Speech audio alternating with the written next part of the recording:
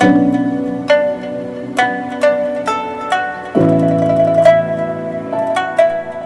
Study के सभी विद्यार्थियों को स्वागत है। आज हम वाक्य के भेद के बारे में पढ़ेंगे। तो वाक्य के भेद क्या है उसके बारे में हम पढ़ेंगे। तो उसके पहले से हम उपवाक्य के बारे में पढ़ चुके हैं।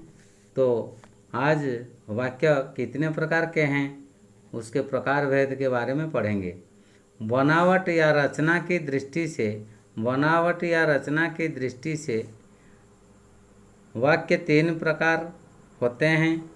एक नंबर में सरल वाक्य, दूसरे नंबर में मिश्र वाक्य, तीसरे नंबर में संयुक्त वाक्य।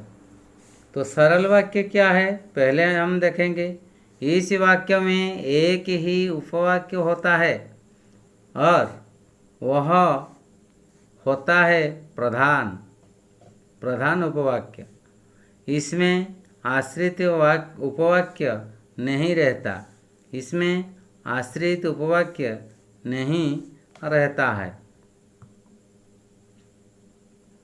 तो सरल वाक्य एक प्रधान उपवाक्य रहता है, उसके साथ आश्रित उपवाक्य नहीं रहता है। उदाहरण देख लीजिए। रवि ने बाजार से एक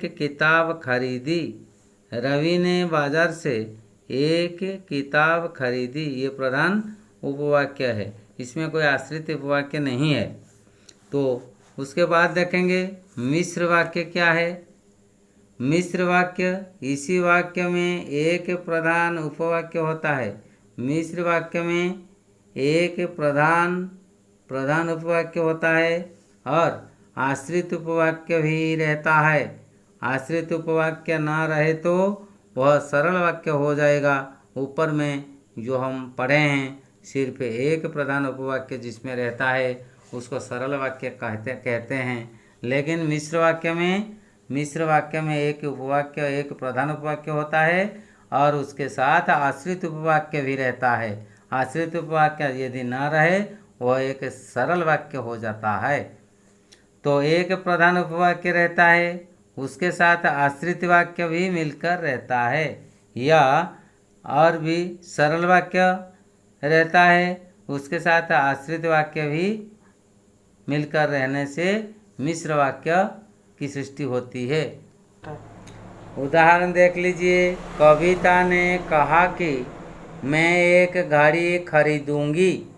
तो कविता ने कहा है कि, तो यहाँ एक प्रधान उपवाक्य है और उसके साथ एक आश्रित वाक्य क्या है, मैं एक घड़ी खरीदूंगी। ये आश्रित उपवाक्य है।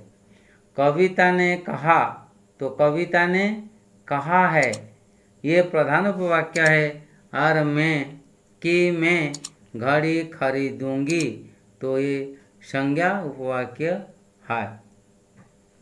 तो ये एक मिश्र वाक्य है, क्योंकि प्रधान उपवाक्य के साथ आश्रित वाक्य लगकर रहा है।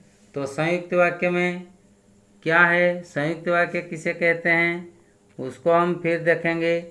संयुक्त वाक्य क्या है। इस वाक्य में कम से कम दो प्रधान उपवाक्य रहते हैं, पर आश्रित वाक्य रह सकते हैं और नहीं भी। आश्रित वाक्य उसके साथ रह सकते हैं और नहीं भी रह सकते हैं। इसका अर्थ संयुक्त वाक्य में एक से अधिक प्रधान उपवाक्य क्या होना आवश्यक है। एक से अधिक प्रधान उपवाक्य इसी वाक्य में रहता है, पर आश्रित वाक्य का होना आवश्यक नहीं हो रह सकता है, नहीं भी रह सकता है, आवश्यकता भी नहीं है।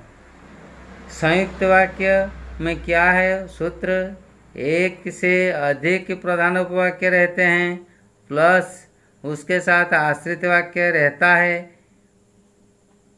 और दूसरा सूत्र है एक से अधिक प्रधान उपवाक्य माइनस, अर्थात आश्रित वाक्य नहीं भी रह सकता है, रह सकता है, नहीं भी रह सकता है, क्योंकि एक से अधिक उपवाक्य प्रधान उपवाक्य के साथ आश्रित उपवाक्य रह सकता है या आश्रित उपवाक्य नहीं भी रह सकता है। तो सरल वाक्य प्लस सरल वाक्य, सरल वाक्य प्लस सरल वाक्य होने से भी संयुक्त वाक्य बन सकता है। सरल वाक्य मिश्र वाक्य, सरल वाक्य मिश्र वाक्य रहकर भी संयुक्त वाक्य बन सकता है। राम लिखता है, राम लिखता है, हरि गाता है। तो ये प्रधान उपवाक्य राम लिखता है और उसके साथ समान अधिकरण वाक्य ये है हरि गाता है। तो ये एक संयुक्त वाक्य है। यह संयुक्त वाक्य है क्योंकि इसमें दो प्रधान उपवाक्य है, तो ये संयुक्त वाक्य है। पिछला उदाहरण जो हमने पढ़ा है, राम और श्याम पढ़ रहे हैं, राम और श्याम पढ़ रहे हैं क्योंकि परीक्षा निकट है, ये एक वाक्य है। देखो इसको विश्लेषण करने से हमको पता चलेगा ये किस प्रकार वाक्य है और ये संयुक्त वाक्य है या नहीं। राम पढ़ रहा है तो राम पढ़ रहा है, श्याम पढ़ रहा है, ये दो वाक्य है। देख लो, राम पढ़ रहा है प्रधान उपवाक्य है, श्याम पढ़ रहा है ये का समानाधिकरण वाक्य है। दो वाक्य मिल गए हैं।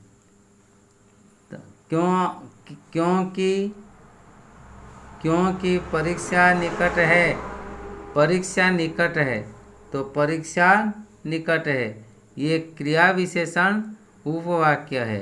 क्रिया विशेषण उपवाक्य परीक्षा निकट है। तो इस वाक्य में दो प्रधान उपवाक्य है, राम पढ़ रहा है, श्याम भी पढ़ रहा है, ये दो प्रधान उपवाक्य हैं और एक आश्रित उपवाक्य इसमें है और एक आश्रित उपवाक्य परीक्षा निकट है। तो इसी प्रकार आज हम ये वाक्य के प्रकार भेद को पढ़ चुके हैं। अगले वीडियो को देखने के लिए हमारे चैनल को सब्सक्राइब कीजिए। अब वीडियो शुरू से अंत तक देखने से आप सभी को मेरी ओर से धन्यवाद।